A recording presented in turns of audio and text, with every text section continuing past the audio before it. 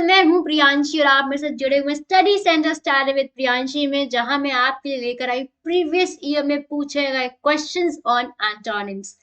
Opposite questions हैं, of course किसी word के जो ऑपोजिट इन मीनिंग होते हैं उनको हम लोग एंटोनिम्स कहते हैं। एंड ये वो क्वेश्चंस जो प्रीवियस ईयर में पूछे जा चुके, चाहे वो एसएससी सीजीएल का हो, एमटीएस का, स्टेनोग्राफर का हो, ये सारे क्वेश्चंस प्रीवियस ईयर्स में देखे जा चुके हैं। वही क्वेश्चंस में आप लोग के लिए आज लेकर आई हूँ। डिस्कस करते देखते हैं कि आप लोग को इनमें से कितने वर्ड्स पता थे। देखिए आपकी तैयारी कहाँ तक चली है अब तक। चलिए स्टार्ट करते हैं session without any wasting further time और देखते हैं मेरे पास पहला वर्ड क्या है आप लोग के लिए। Confess is my first word for you all. देखिए एंटोनिम मैंने आपको बताया क्या होते हैं। जब भी किसी वर्ड का मुझे ऑपोजिट इन मीनिंग चाहिए होता है, ऑपोजिट इन मीनिंग चाहिए होता है, उनको हम लोग एंटोनिम्स कहते हैं। तो मेरे पास जो पहला शब्द है आप लोगों के लिए वो है कन्फेस। कन्फेस मतलब क्या होता है, जब आप अपनी दिल की बात किसी से कहते हैं, ठीक है, you want to confess something to someone, right. अपने दिल की बात जब आप किसी को कुछ कहना चाहते हैं, बताना चाहते हैं, उसे हम लोग कन्फेस कहते हैं। तो जब आप कोई बात किसी को बता देते हो तो उसका ऑपोजिट क्या होगा, जब आप कोई बात किसी से छुपाते हो उसको हम लोग क्या कहते हैं, कन्फेस का ऑपोजिट कहते हैं और कहते हैं कंसील, राइट। जब आप किसी से कोई बात छुपा ले जाते हो या छुपाना चाहते हो, बताना नहीं चाहते हो, डिस्क्लोज करना नहीं चाहते हो, कन्फेस करना नहीं चाहते हो, उसे हम लोग कहते हैं कंसील, राइट। तो बाकी मीनिंग्स क्या जो वर्ड्स उनका क्या मतलब। ग्रांट क्या होता है, ग्रांट एक तरीके से किसी को परमिशन देना होता है, right. I grant you to do this, right. मैंने आपको परमिशन दी थी, आपको अलाउ कर दिया है कि आपको जो मन में आए आप वो कर सकते हो, तो वो होता है ग्रांट। पर मैंने क्या कहा यहाँ पे, कन्फेस का मुझे मतलब चाहिए, मतलब एंटोनिम चाहिए। कन्फेस जब आप किसी को कोई चीज अपने दिल की बात बताते हो, करेक्ट। कंसीड मतलब क्या होता है, कंसीड मतलब भी होता है कोई चीज अलाउ करना या कोई चीज एक्सेप्ट कर लेना, अप्रूवल करना, लेकिन आप एक बार में उसको नहीं करते हो। यू आर रेसिस्टेंट, आप पहले उसको रेसिस्ट करते हो, आप उसको नहीं अग्री करते हो, लेकिन बाद में धीमे धीमे आप कोई चीज एक्सेप्ट करते हो, कोई चीज अलाउ करते हो, उसको हम लोग कहते हैं कंसीड, करेक्ट। नेक्स्ट वर्ड मेरे पास है एक्नॉलेज। एक्नॉलेज करना, कोई चीज का काम आपने किया है उसको सहराना, right. I acknowledge, right, I acknowledge. कोई चीज जब आप सहराते हो उसको हम लोग कहते हैं acknowledge, right. Okay, second word is conceit. Conceit मतलब क्या होता है, जल्दी से बताइए किसको पता है, जल्दी से मुझे कमेंट बॉक्स में लिख कर, कितने लोगों को कंसीट का मतलब पता है। क्या होता है कंसीट का मतलब। देखिए कंसीट का मतलब होता है, एक अनदर वर्ड में बोलूंगी, नार्सिसिज्म। ये क्या होता है मैम, जब कोई इंसान अपने आप पे इतना इनग्रॉस रहता है कि अपना किसी को कुछ समझता ही नहीं है। Self love, right. अपने को लेके बहुत पर्टिकुलर होना, बहुत प्राइड होना, ठीक है, थोड़ा घमंड भी आप कह सकते हो, उसको कहते हैं कंसीट। तो जब आपको इसका एंटोनिम पूछा गया और आपके सामने ऑप्शंस दिए हुए फेवरेबल ओपिनियन, तो ये तो कहीं ना कहीं से कहीं भी फिट नहीं बैठ रहा है। एक वर्ड गया इमेजिनेशन। इमेजिनेशन, जब आप कोई चीज में खोबी पुलाव बनाते हो उसको इमेजिनेशन कहते हैं। जो चीज सही नहीं है पर आप उसको इमेजिन कर रहे हो, मन ही मन सोच रहे हो, वो कहते हैं इमेजिनेशन। कॉम्प्लेसेंसी मेरा क्या होता है, एक सेल्फ सेटिस्फैक्शन जिसे कहते हैं हम लोग, अंदर से हाँ हमने जो चीज करी बिल्कुल सही करी, अंदर से मैं बहुत ही ज्यादा सेटिस्फाइड हूँ, संतुष्ट हूँ, उसे कहते हैं कंप्लेसेंसी। ओपिनियन फेवरेबल मतलब एक तरीके से सही ओपिनियन की बात हो रही है, फेवर मतलब इम्पार्शियल ओपिनियन की बात हो रही है, ठीक है। लेकिन ह्यूमिलिटी मतलब क्या होता है, जब आप दूसरे वाले को कम इम्पोर्टेंस देते हो, उसको आप कुछ समझते ही नहीं हो, एक तरीके से ह्यूमिलिएट से जो वर्ड है वो ह्यूमिलिटी से ही बना हुआ वर्ड है, राइट। उसे कहते हैं ह्यूमिलिटी। तो यहाँ पे सही एंटोनिम क्या बनेगा इसका, humility will be the correct antonym for the word conceit. देखिए एग्जामिनर्स क्या करते हैं, या तो आपको वर्ड डिफिकल्ट देता है या फिर आपको ऑप्शंस डिफिकल्ट देता है, और हमें क्या करना होता है, अपने ऑप्शंस को एलिमिनेट करना होता है एंड देखना होता है नियरेस्ट करेक्ट आंसर क्या होगा उस क्वेश्चन का, उस वर्ड का, वही हमें अपना आंसर मार्क करना होता है, ठीक है। Okay, coming on to the third word is inhibit. Inhibit मतलब क्या होता है, कोई चीज को किसी चीज से रोकना, मतलब उसको प्रोहिबिट करना, अलाउ नहीं करना, कि नहीं मैं तुमको इसकी परमिशन नहीं दे रहा हूँ, मैं इसको करने की तुमको आज्ञा नहीं दे रहा हूँ, उसे कहते इनहिबिट, राइट। तो जब इनहिबिट मेरा वर्ड है तो उसका ऑपोजिट क्या बनेगा, अब आप ऑप्शंस देख के तब अपना डिसाइड करिए। पहला हेजिटेट। हेजिटेट मतलब जब आप कोई चीज में संकोच करते हो, हिचकिचाते हो, नहीं मुझसे नहीं होगा, I am hesitating on it, right, मुझसे नहीं होगा, मैं हिचकिचा रहा हूँ, राइट, दैट इज। पर इनहिबिट मतलब क्या होता है, कोई चीज में रोक लगाना। तो इसका दूर दूर तक एंटोनिम भी नहीं लग रहा, लेकिन फिर भी हम लोग बाकी ऑप्शंस देखने के बाद ही अपना आंसर मार्क करेंगे। Next word is prohibit. ये तो इसका सिनोनिम बन गया, इनहिबिट का ये सिनोनिम है, राइट। इसका मतलब ये होता है कोई चीज में मना करना। रिलीज मतलब क्या होता है, कोई चीज जब आप किसी चीज को करने की आज्ञा दे दो, परमिशन दे दो, राइट, उसको भी हम लोग रिलीज कहते हैं। देखिए रिलीज के कई मतलब होते हैं, एक रिलीज मूवी भी होती है फ्राइडे फ्राइडे, राइट। एक रिलीज जब आप किसी को जेल में डालते हो उसको भी रिलीज करते हो, राइट। एक रिलीज होता है जब आप किसी चीज की परमिशन ग्रांट करते हो, उसको भी रिलीज कहते हो। लेकिन यहाँ पे जो ऑप्शन आप देखो, एक रिलीज ही एक ऐसा ऑप्शन है जो एक कहीं ना कहीं उसका जो वर्ड मीनिंग है वो इनहिबिट से ऑपोजिट मैच कर रहा है। नेक्स्ट वर्ड मेरा रिस्ट्रेन है। रिस्ट्रेन मतलब भी कहता है कोई चीज में टोका टाकी करना या रोका रोकी करना, उसको कहते हैं restrain. Restrain from doing this, मत करो, राइट, मत करो वो चीज, तो उसको भी कहते हैं रिस्ट्रेन। तो यहाँ पे नियरेस्ट जो वर्ड है मेरे पास एंटोनिम है, that is option D, release. Clear? Okay, moving on to the fourth word is cautious. Cautious मतलब क्या होता है, बहुत ज्यादा कोई चीज में केयरफुल होना, या कोई भी चीज में रिस्क लेने की एपेटाइट ना होना, उसको हम लोग कहते हैं कॉशियस। बहुत ही ज्यादा कॉशियस हो कोई, अपने बिजनेस को लेके कॉशियस होता है, कोई अपने काम को लेके हो सकता है, कोई अपने होमवर्क को लेकर भी हो सकता है, right. Someone who is very very careful, very very particular, या फिर वेरी सर्कमस्पेक्ट, वेरी, ये सब मेरे क्या है, कॉशियस के सिनोनिम्स ही हैं। तो आपका वेरी भी सिनोनिम है और सर्कमस्पेक्ट भी आपका कॉशियस का सिनोनिम है। तो ये दोनों जब आपके सिनोनिम है तो ये आंसर तो आपके बन ही नहीं सकते हैं, एंटोनिम तो आपके बन ही नहीं सकते हैं, राइट। मेरे पास दो शब्द और बचे, एक इम्पल्सिव बचे और एक ग्रिगेरियस बचे। ग्रिगेरियस मतलब क्या होता है, someone who is anti social, उसको हम लोग कहते हैं ग्रिगेरियस। तो एंटी सोशल मतलब जो लोगों से मिलना पसंद नहीं करता, बातचीत करना पसंद नहीं करता, ज्यादा मतलब ग्रुप में नहीं मिलना पसंद करता, उसको कहते हैं ग्रिगेरियस, एंटी सोशल पर्सन। तो ये भी दूर दूर तक के कहीं भी नहीं आ रहा है। इम्पल्सिव मतलब क्या होता है मेरा, someone who is spontaneous, right, बिना सोचे समझे कोई भी काम करने वाला, उसको कहते हैं इम्पल्सिव। तो जब आप बिना सोचे कोई भी काम कर रहे हो तो वहां पे आपकी रिस्क एपेटाइट क्या हो जाती है, बढ़ जाती है, आप केयरफुल नहीं हो, you are being careless, right. तो इम्पल्सिव एक तरीके से इसका एंटोनिम बन सकता है, क्योंकि और कोई भी वर्ड इससे मिलता जुलता नहीं है मेरे पास। Clear? Okay, moving on to the fifth word, it's compress. Compress मतलब क्या होता है, कोई चीज को किसी चीज से दबा के कम कर देना, राइट। कम, देखो आपको उसको याद करने का बहुत आसान तरीका है, कम कर देना। कैसे? कोई चीज को प्रेस करके कम कर देना। कोई चीज जब आप दबा देते हो उसको आप कंप्रेस कर देते हो, राइट। तो कम मतलब कम कर देना, और कैसे कम करना, प्रेस करके कम करना, बस ये इजिएस्ट वे टू रिमेम्बर है ये, राइट।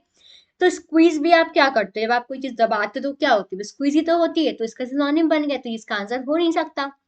कॉन्स्ट्रिक्ट मतलब क्या होता है, ये भी आपके कंप्रेस का क्या है, सिनोनिम ही है, तो ये भी आपका आंसर नहीं सकता। कॉन्स्ट्रिक्ट मतलब भी कोई चीज को बीच से दबा देना होता है, स्क्वीज करना या कंप्रेस करने का ही मतलब निकालता है। सी वर्ड इज एक्सपैंड।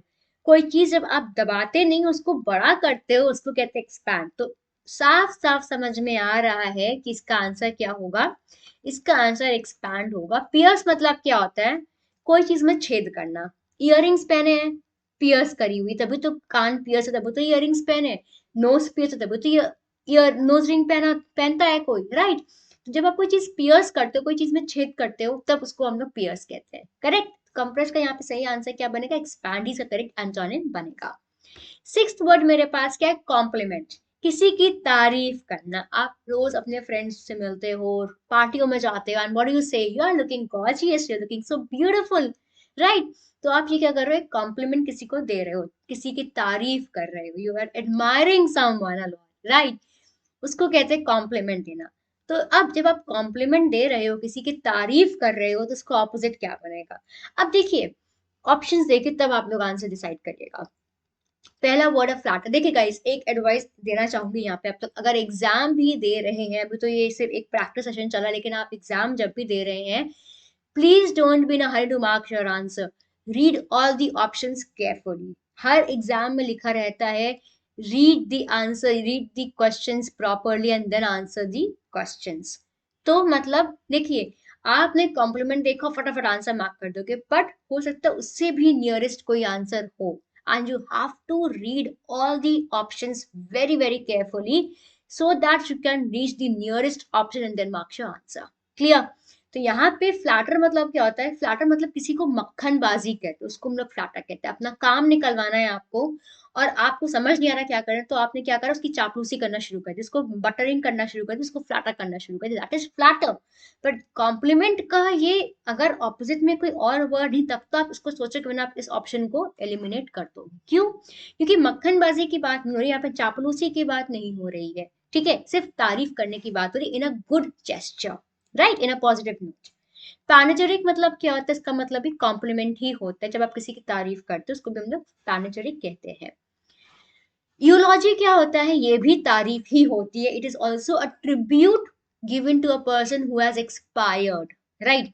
तो ये eulogy is nothing similar to compliment. अगर मैं बात करूँ, ये एंटोनिम नहीं है, पर ये कॉम्प्लीमेंट भी नहीं है, ये एक तरीके से एक अलग ही वर्ड होता है। जब आप किसी की फ्यूनरल पे जाते हो, right, and you praise that person and you have to say some few words about that person, and of course you will say some positive words about that person, right? तो उसको हम लोग यूलॉजी कहते हैं। You are you know attributing that person, right? It's a tribute to that person who has just died, तो उसको हम लोग यूलॉजी कहते हैं, ठीक है। एंड किसी जिंदा पर्सन को नहीं करते हैं, तो please don't try this and don't try to be smart and say eulogy word in front of a public for a person who is alive and sitting in front of you. Please don't do that mistake. Okay. Fourth word है मेरा डिस्पैरेजमेंट। अब ये क्या है मेरा? इसका मतलब होता है किसी के सामने बैठे इंसान को आप एक्नॉलेज नहीं कर रहे हो, कॉम्प्लीमेंट नहीं कर रहे हो, उसकी 10 गलती निकाल के बैठ गए हो, उसको कहते हैं डिस्पैराजमेंट। तो यहाँ पे सही आंसर क्या बनेगा मेरा? ऑप्शन डी इज में करेक्ट आंसर। आप जीते जागते इंसान, आपके सामने बैठे इंसान की 4 बुराई कर दो, ठीक है, उसको हम लोग डिस्पैराजमेंट कहेंगे, एंड उसको हम लोग कॉम्प्लीमेंट का ऑपोजिट भी कहेंगे। सो प्लीज गाइज, आप इन वर्ड्स को बहुत ही केयरफुली यूज करिएगा। सिनोनिम्स होते हैं, लेकिन हर एक का अपना अपना यूसेज अलग अलग जगह पर होता है, राइट। ओके। सेवेंथ वर्ड मेरा क्या है? अक्यूज। अक्यूज मतलब किसी पे ब्लेम करना, किसी पे आरोप लगाना, ठीक है, किसी को किसी चीज के लिए जिम्मेदार ठहराना, उसको कहते हैं अक्यूज करना। इम्पीच वर्ड है, एक्सोनरेट वर्ड है, to blame, to call to account. इन सब के पहले मतलब समझते, फिर हम लोग अपने आंसर पे पहुंचते हैं। अक्यूज मैंने क्या कहा? किसी को ब्लेम करना, किसी को किसी चीज के लिए जिम्मेदार ठहराना। इम्पीच भी एक तरीके से अक्यूजेशन ही होता है, लेकिन ये पता है किसका होता है? इम्पीच ऑफ कंडक्ट होता है, किसी के कैरेक्टर को लेके जब आप बात करते हो, impeach is a more specific word for someone's character, right. तो हम लोग इम्पीच तभी यूज करते हैं। एक्सोनरेट मतलब क्या होता है? किसी को किसी के ब्लेम से फ्री कर देना। तो अगर किसी की वोकैबुलरी बहुत स्ट्रांग है ना, उसको अगर ये वर्ड दिख के, तो उसको बाकी शायद ऑप्शंस देखने की जरूरत भी नहीं पड़ेगी, लेकिन उसके लिए आपकी वोकैबुलरी इतनी स्ट्रांग होनी चाहिए कि आप 1 सेकंड में आंसर मार्क कर दो। लेकिन अगर नहीं है तो सारे ऑप्शंस को ध्यान से पढ़िएगा, तभी अपना आंसर मार्क करिएगा, ठीक है।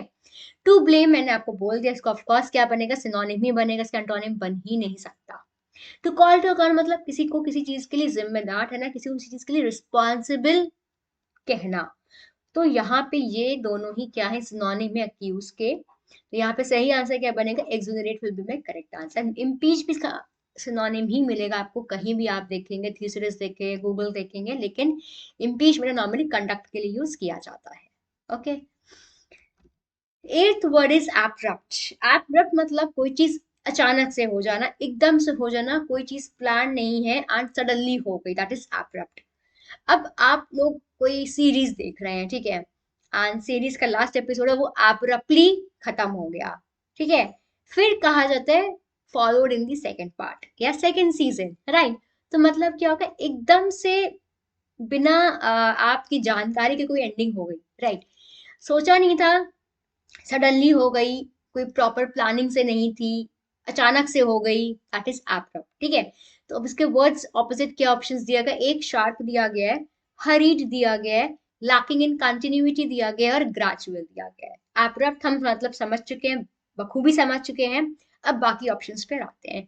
शार्प मतलब क्या होता है? देखिए, शार्प कई तरीकों से यूज किया जा सकता है। आप कह सकते हो बहुत शार्प ब्रेन्स हैं उसके, बहुत तेज दिमाग है उसका, this knife is very sharp, ये नाइफ बहुत तेज है, संभाल के कटना वरना उंगली कट सकती। This knife is very sharp, her brain is very sharp.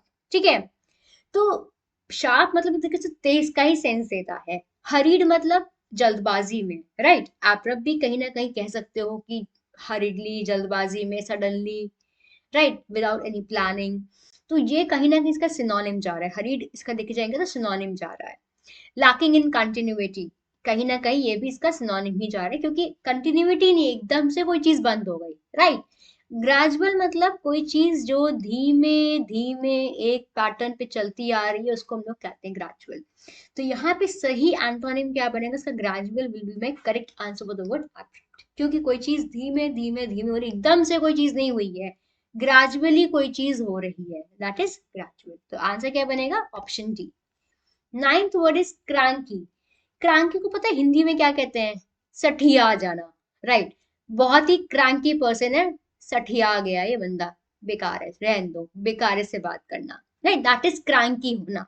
ठीक है, तो क्रांति का ऑपोजिट क्या बनेगा? जब आपको बता रहे कोई सठिया गया है, ठीक है, बेकार की बातें कर रहा है, तो उसका क्या आंसर बनेगा? Good nature. अगर आपको बाकी वर्ड्स के मतलब पता है ना, तो आपके लिए इस 1 सेकंड में आंसर दे दोगे इसका। लेकिन अगर नहीं पता है तो शायद आप लोग 10 मिनट में भी इस आंसर को नहीं मार्क कर पाओगे, क्योंकि वोकैबुलरी एक ऐसी चीज होती है, या तो आती है या तो नहीं आती, उसमें तुक्के तो चलते नहीं है, राइट। वोकैबुलरी या तो आती है तो नहीं आती, इसमें you can not figure it out कि अब इसका ये हो सकता है, अब इसका ये हो सकता है, इसका तो कुछ भी हो सकता है फिर, राइट। तो अगर आती तो आती है, नहीं आती तो नहीं आती है, लेकिन ऑप्शन सारे पढ़ने अगर आपको 1% का भी डाउट है, ठीक है। ओके, ग्राउची एंड क्रॉचिटी दोनों ही क्या है? मेरे सिनोनिम्स है, जिनका मतलब होता है बैड टेम्पर्ड। जब किसी को गुस्सा बहुत जल्दी आ जाता है, हर बात पे गुस्सा हो जाता है, अपनी कामनेस को खोल देता है, बेकार की बातें करने लग जाता है, दैट इज ग्राउची या फिर क्रॉचिटी। ठीक है, तो ये दोनों इसके आंसर नहीं है। इसके सिनोनिम में भले आप सोच सकते हो, लेकिन एंटोनिम में आप बिल्कुल नहीं सोचोगे। सिनोनिम में भी नहीं मार्क करो कि जिसके सामने परवर्स दिया, जिसके एग्जैक्ट सठिया जाना ही इसका क्या होता है? मतलब होता है।